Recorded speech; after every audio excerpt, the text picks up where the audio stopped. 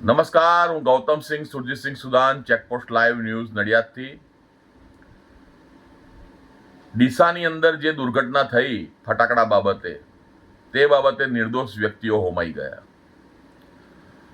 આ જ બાબતે, આ જ પ્રોસિજર બાબતે અમોએ checkpost live ન્યૂઝે Gautamsinh Surjitsinh Sudan સામાજિક કાર્યકરે નડિયાદમાં 2024 દિવાળી પહેલા પ્રશાસનને જાણકારી આપેલ કે સંતરામ રોડ ઉપર અને ખેડા જિલ્લાના દરેક નાના નાના શહેરોમાં જાહેર માર્ગો ઉપર ફટાકડા જે છે એ લારીઓ ઉપર વેચાય છે, જેનું કોઈ લાયસન્સ હોતું નથી.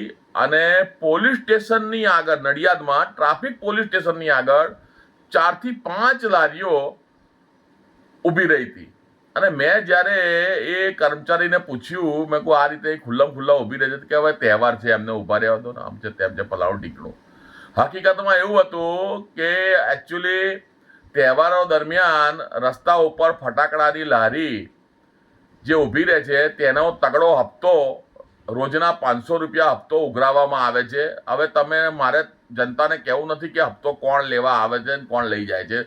જનતા સમજદાર છે, સમજી જશે કે કોણ હપ્તો ઉઘરાવે છે. મારો કહેવાનો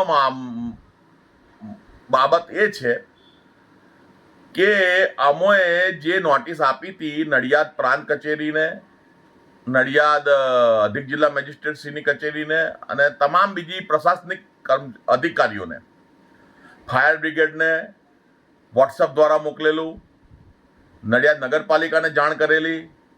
તેમ છતાં દિવાળી સમયે રસ્તા ઉપર નડિયાદમાં ફટાકડાની લારીઓ ઉપર ફટાકડા વેચાયેલા, જે ગેરકાયદેસર હતા. અને આ તમામ અધિકારીઓએ એનું, જે ગુજરાતના કાયદા છે એનું નિકંદન કાઢી નાખ્યું હતું. ગુજરાત સરકારના આદેશનું નિકંદન કાઢી નાખ્યું હતું. અને આજે એનું પરિણામ જોઈ લો. જો એ સમયે અમોએ જે બાબત જનતાને જાગૃત કરવા માટે જણાવી હતી, એ બાબત જો બીજા જિલ્લા સુધી પહોંચાડી હોત, ગાંધીનગર સુધી પહોંચાડી હોત, તો કદાચ આ જે ગેરકાયદેસર ચાલતી ફેક્ટરી હતી ડીસામાં ફટાકડાની, એ બંધ થઈ ગઈ હોત અને આ દુર્ઘટના ના થાત. હવે દુર્ઘટના પછી તમે જાગો અને પછી ફલાણાનો વાંક કાઢો, પ્રાંત અધિકારી પોલીસવાળાનો વાંક કાઢે, પોલીસવાળા નગરપાલિકાનો વાંક કાઢે, નગરપાલિકા બંનેનો વાંક કાઢે. એમ કરી એકબીજા ઉપર આરોપો કરી અને આ બધી વાત ધીમે ધીમે 15-20 દિવસ, 25 દિવસ, મહિના, 2 મહિનામાં વિસરાઈ જશે. ગુજરાતમાં પાછલા 4 થી 5 વર્ષમાં કેટલી મોટી દુર્ઘટનાઓ થઈ, જે દુર્ઘટના પછી પ્રશાસન જાગે છે અને કાર્યવાહી કરે છે. સુરતમાં આપણા ટ્યુશન ક્લાસમાં આગ લાગી 3 થી 4 વર્ષ પહેલા. પછી રાજકોટ ગેમિંગ ઝોનની ઘટના છે.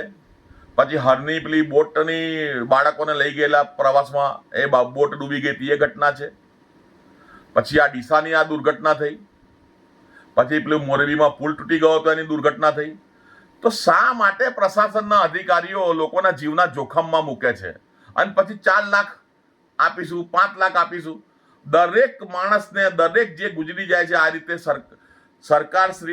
સરકારના વિભાગના અધિકારીઓની ભૂલોને લીધે એ સરકારી કર્મચારીઓના માથા ઉપર આ પૈસા, આ દંડના રકમ નાખવી જોઈએ. અને દરેક વ્યક્તિને 1-1 કરોડ રૂપિયા મળવા જોઈએ અને એમના પગારમાંથી કપાવવા જોઈએ, જે તે અધિકારીઓની જવાબદારી આવતી હોય એમના. એટલે મારે માત્ર આટલું જ જણાવવું છે. બાકી આપ સૌ સમજી શકો તેમ છો. નમસ્કાર, જય હિન્દ, જય ભારત.